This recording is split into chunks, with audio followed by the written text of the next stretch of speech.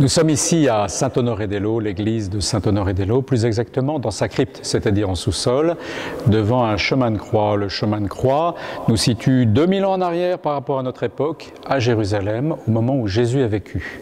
Le chemin de croix, ce sont les derniers épisodes de la vie de Jésus.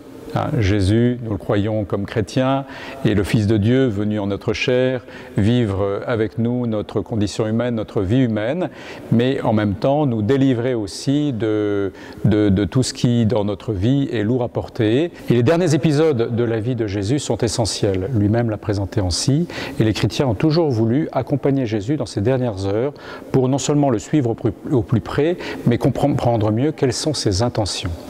Le cœur du chemin de croix, c'est cette croix qu'il va recevoir à la suite d'une condamnation par Pilate, c'est-à-dire par les autorités romaines qui, à l'époque, il y a 2000 ans, gouvernaient la Judée.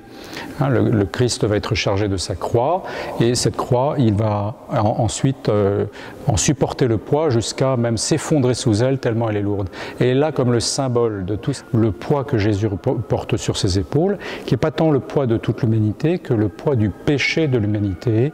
Jésus emporte avec lui le péché de l'humanité et l'en délivre.